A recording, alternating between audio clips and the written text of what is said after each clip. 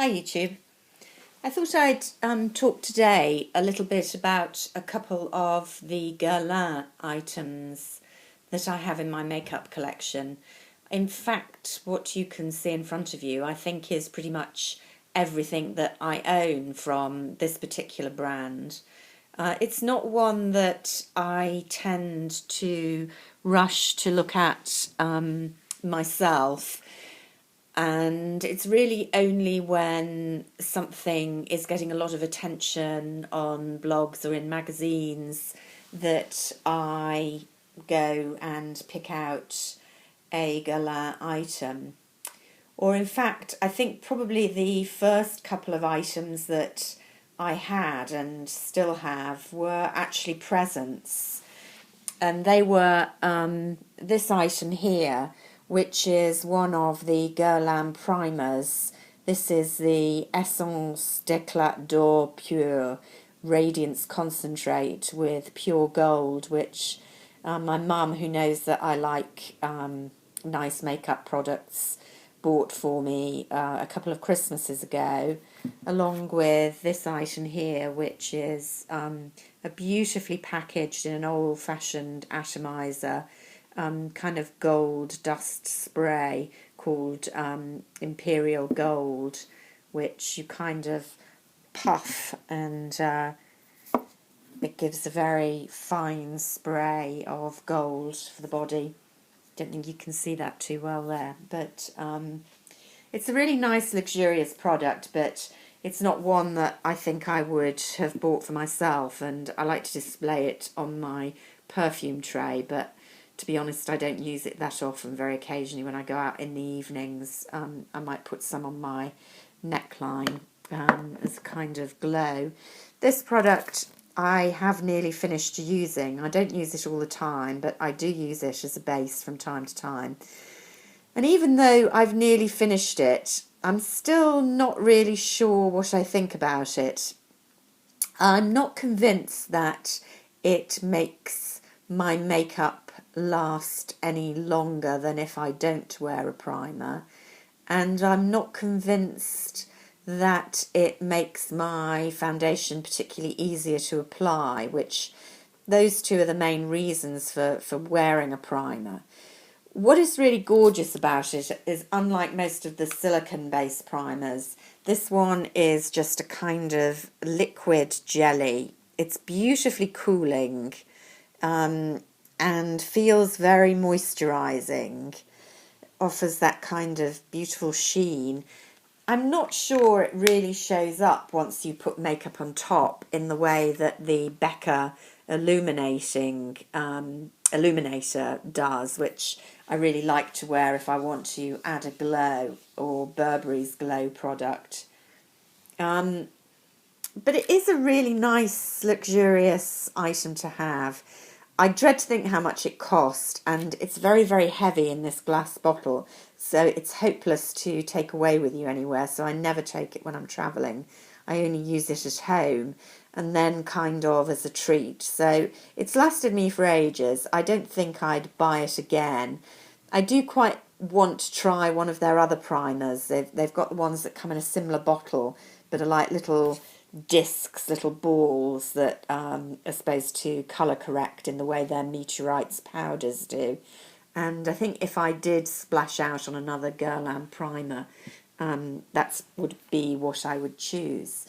Because Guerlain really is kind of famous, I think, for their bronzing products and the Meteorites powders.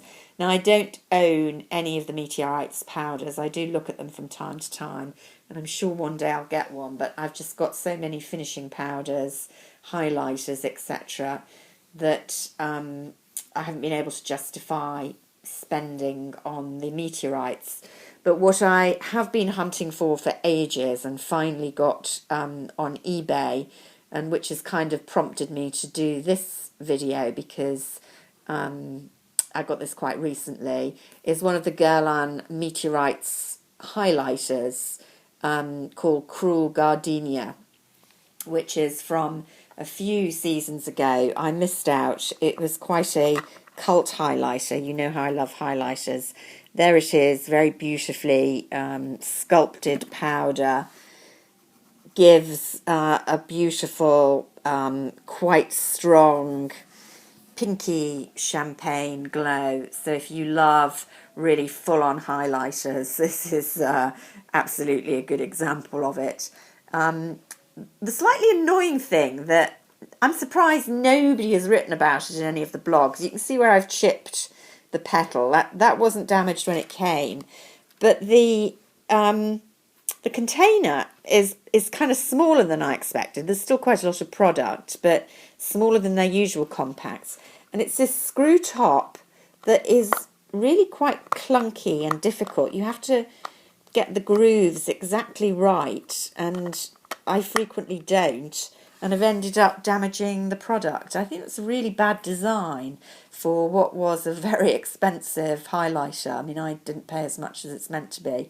So I'm really surprised nobody ever talked about that in any of the blogs, saying how wonderful it was. But the highlighter itself is very gorgeous and will last me for ever and ever, I suspect. The famous bronzers, I have a couple. Well, one's more another highlight, one's a bronzer. This is Terra Aura.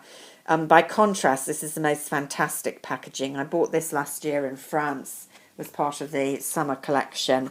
I used it a lot last year. It's got this beautiful wood packaging with magnetic stops, which make it very easy to close. Quite a good mirror. And then look at this gorgeous bronzer with gold highlighter in the middle. If you're fair, which I am, it's not too in your face as a bronzer. It's quite a goldeny bronze. Looks good in the summer for me, and you can tone it up with that gold.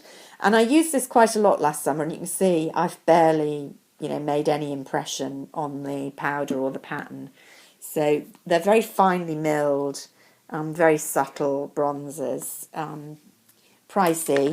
This particular compact's heavy, so carrying about's not easy. And then this was one I bought a couple of years ago. This was their Sun in the City golden powder, and this is a flip open. And again, I wore this constantly. There's an enormous amount of product in this one, and I've worn it a bit in the middle. You can see very full on gold.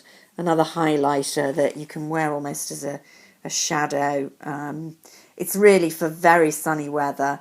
It would be better on someone with a darker complexion than me, but it is a beautiful highlighter, and I do love it and bring it out occasionally for parties and things. You can see, again, I've had this for a couple of years, barely made any impression on the beautiful embossing in the powder.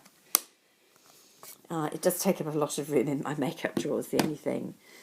The one item that I would unequivocally recommend to anybody, although it's pricey, is this BB cream, the Lingerie de Peau. It is a medium to heavy coverage. I mean, frankly, when my skin needs a lot of help, apart from my By Terry Expert Pro, which is also quite heavy but dewy coverage, this is the best coverage, better than any of my other foundations. Really like the tube with a hygienic pump. Doesn't come in many colours. This was light, I think the lightest shade, but it's a good match for me. It feels really moisturising, but it's quite easy to blend either with your fingers or a brush like a foundation. And as I say, really good coverage, and it absolutely stays put. I bought it because I read a blog or a magazine post explaining how it was particularly good in humid climates, and I was going to New York for a few weeks, wanted good coverage that would deal with New York's soaring humidity, and I bought this and it was fantastic. But I found it just as good in harsh weather conditions.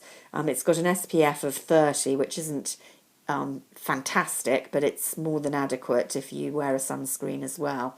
So it makes me think this is so good that I would now consider looking at the Lingerie de Peau foundations when I need to buy a new foundation, which I don't at the moment because I've got quite a few to work my way through. but I will undoubtedly repurchase this when this one runs out, because I've been really impressed. So that's my kind of take on Guerlain. I haven't got any of their lipsticks or eyeshadows. They're luxury, premium, pricey products. They're well produced, by and large, you know, in really good containers. They always look beautiful. You get a lot of product for your money. You know, maybe it would be better if they were a bit cheaper and slightly less product, but that's not the way it works. I've never had anything of theirs that I haven't liked a little bit, and most of them are really classic items. So particularly if you've, you know, got some vouchers or somebody's buying you a present, I think they make a beautiful brand to try. And of course they do make some very famous classic perfumes as well, but that's another story. Bye for now.